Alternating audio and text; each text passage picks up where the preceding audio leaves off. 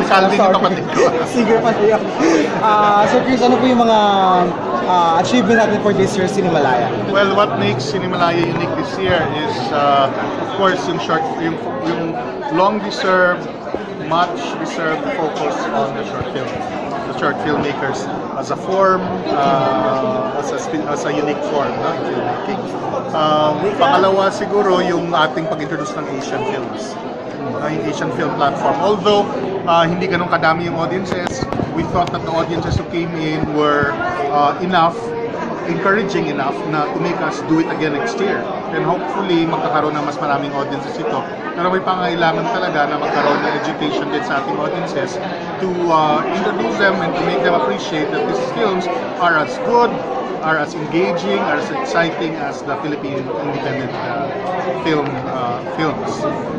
What also is so exciting this year is that, as you notice, we already announced as early as this year, next year's films and filmmakers. And to us, that is a very exciting development dahil ibig sabihin, yung festival nagtatapos, but Cinemalaya is all throughout the year na. And then we have different, of course, we will have different activities throughout the year, like the Art House Cinema, the Cinemalaya Campus continues, and the Cinemalaya Institute.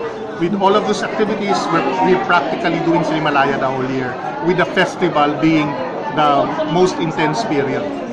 Bakit po masyadong early preparation? Almost 2 years yung ano? Yes, dahil we're part ito ng aming evaluation ng last 10 years. Okay. Dahil nang nag-evaluate kami, sabi na ang palaging reklamo ng mga filmmakers ay kulang na kulang yung 4 months para buuin yung buong pelikula. It used to be na pag in-announce sila, they only have 4 months to put together their financing, their partners, their casting, their production, their post-prod. Kaya most of the time talagang hot from the oven yung kanilang mga pelikula. So ngayon, sinabi namin, it's a good timing, 10 years. Let's reboot.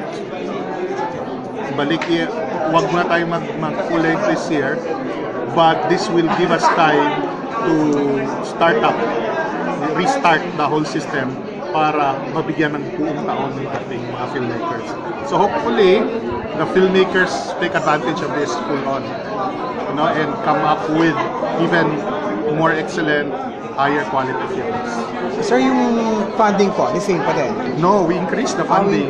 Well, remember, year. wala na tayong new breed tsaka director showcase. So that means we have more budget to, so nag-increase siya by 250,000. Pero once it was 500,000, now each filmmaker will get 750,000. Okay. Si Mr. Tony Boy po, part pa rin po ng yes, as you can see. He's part of the cinema. In fact, we're in talks right now on how to si Tony Boy is focusing on the foundation. That means yung parang long-term sustainability ng Cinemalaya. Kasi we cannot keep on depending. As you know, ticket sales are not enough to make this run. Ticket sales is only like a small, like 25-30% of what we spend. Government kicks in, government budget kicks in, pero hindi pa rin yan enough.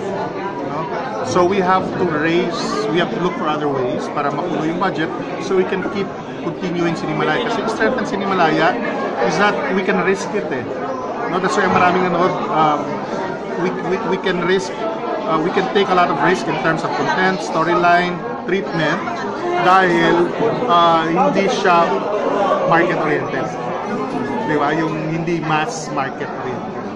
So, for that to continue, for that kind of quality to continue, we need talaga to subsidize our films. And that will happen if, one, government continues its support, private funding increases its support, more producers come up the woodwork, daring enough to put their money in independent films.